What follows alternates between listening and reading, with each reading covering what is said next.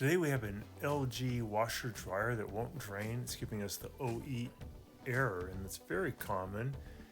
These drain motors only last about 4 years on the LG.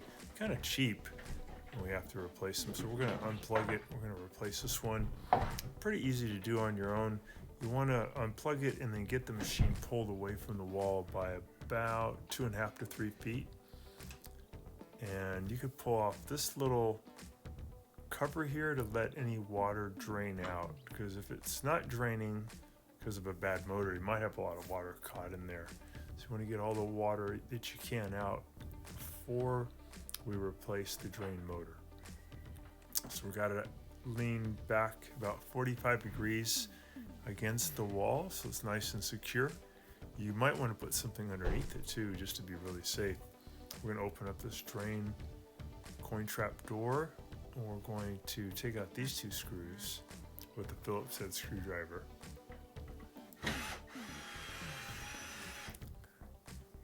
I'm using a Phillips head screwdriver that has a long extension. That's going to help me here in a few minutes when we go to take out the drain motor. So you want to get one that's a little longer than normal.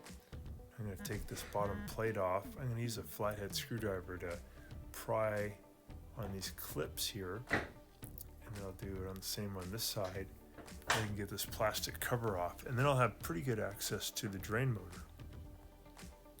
On the regular LG washer, it's a little bit harder to get to the drain motor, and the drain motor is also located on the left side, but on the washer dryer it's located here on the right side, and pretty easy to get to because you can just take off this plastic panel.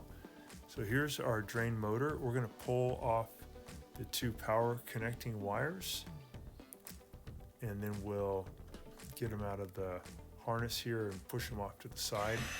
Take out 3 Phillips head screws that are holding on the pump. Be very careful that you keep these screws separate, because there's 3 screws holding on the pump to the housing that are a different size. We don't want to confuse them. So let's make sure we separate these, put them off to the side, and they're going to be put on near the end of the video. So now we're pulling the drain motor and housing a little bit out at an angle so we can get to the 3 screws that are holding on the worn out drain motor. And the type of screws are Phillips head, but it's recommended to use a brand new Phillips head bit, because these ones are a little bit hard to get out if your bit is old and worn out or a little bit stripped. So I'm taking out these 3 screws holding on the pump. And again, it'd be good to use a brand new Phillips head bit.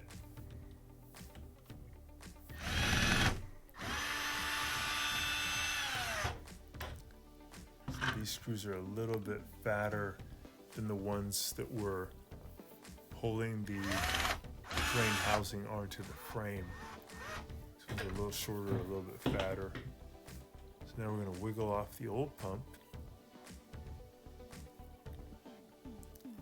Notice the position of the pump is about 11 o'clock in regard to the housing. So try to remember that angle, because we want to copy that when we put it back on.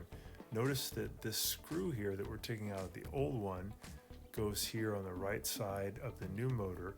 There's 2 holes there on the right side. There's one high up and one lower. You want to put it in the lower one of the 2 that are right next to each other. And then on the left side, you want to put it up in the higher up. There's 2 right next to each other. You want to go to the higher up. So the right side is the lower one, left side is the higher one. So this has a plastic protective covering on it. I'm going to take that off. Notice that the impeller's kind of loose, kind of wobbling around, and that's why it wasn't able to drain water. So these are just not very well made, and they only last again for about 3 or 4 years. So we pulled the old protective cover off. We're going to put it on the new drain motor. We're going to wiggle it on and then push it on as far as it'll go. You'll feel it click into place. I'm going to take a towel and clean out any kind of dirt or residue that might be in the plastic housing that the drain motor connects to. Sometimes you get some sand caught in there, and that can make for not a watertight seal, so you want to make sure it's really clean.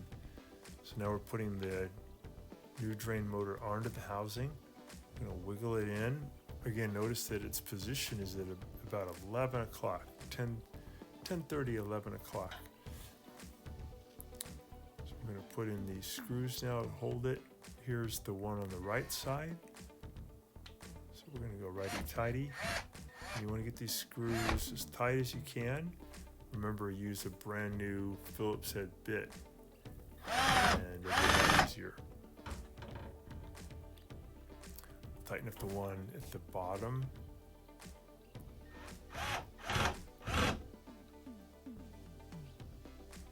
Take your time here, just make sure these are really tight. Otherwise you may have a leak after you get everything put back together and test it, which we don't want.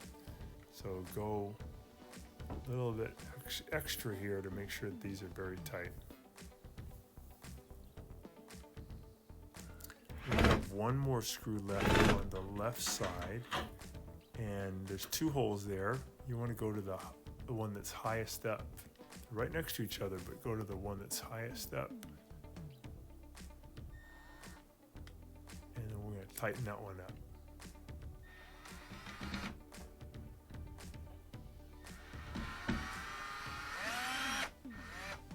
There we go. All right, now we're going to push the pump back into the frame. We're going to add those skinnier, longer screws. There's 3 of them that hold the pump housing onto the frame.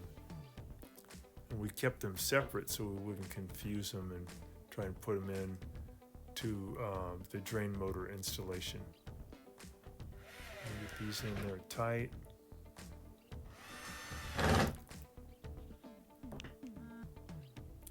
Okay, we're going to put the power wires back on. Give it a test. So when we tested this one, we noticed that it was not draining, and that happens. There was no leaks, but we just didn't see any draining action. When it was supposed to drain, you couldn't even hear the drain motor.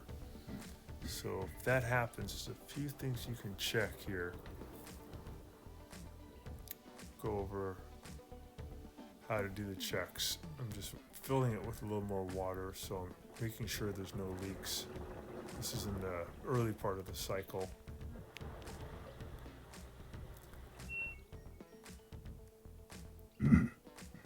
So turn it off, turn it back on.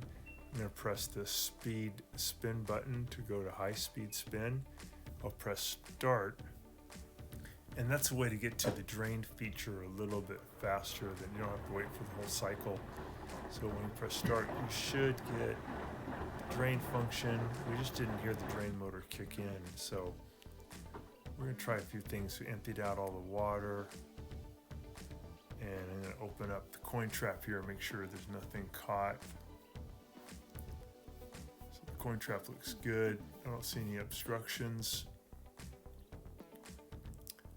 The tube going from the tub to the drain motor looks good. Nothing caught in there.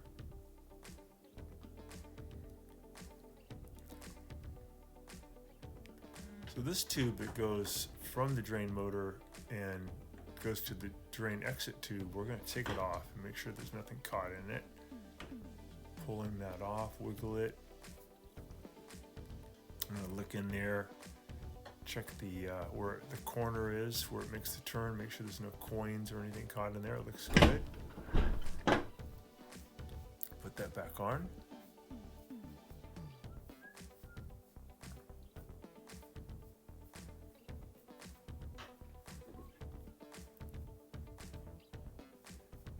You could also blow through that tube too to make sure that air flows through there. Maybe clean it first, because it's probably pretty dirty, and then you can blow through it. I'm gonna put a piece of wire down into that hole. Yeah, I can see the wire there, so I know that nothing's caught in there. You know what it was, is it turned out to be this little piece of metal here, this terminal on the motor was bent out of position, so when the wire went back on it, it wasn't really making contact. So I checked that. Now it's got good contact. And now when I checked for the drain function, I could hear the drain motor kick in. I could see the water draining out, so back in business. So a pretty common occurrence for this LG machine. I hope this will help you guys to get yours going, where you can replace it on your own, save a lot of money, maybe a couple $100 instead of having a technician do it. And it's pretty easy to do. It should only take you about maybe half an hour. You can put that plastic cover back on, put the drain tube through, put it in on these metal tabs, and just push it shut, and we are done. Watching our video, and please subscribe to our channel when you get a chance, and also click the little bell notification button so we can send you weekly videos on all the different ways of fixing appliances around your home and saving you lots of money. So thanks again for watching, and please also press the like button for our video if this was helpful to you. Feel free to contact me at the email listed below, which is scottthefixitguy@yahoo.com, with any of your questions.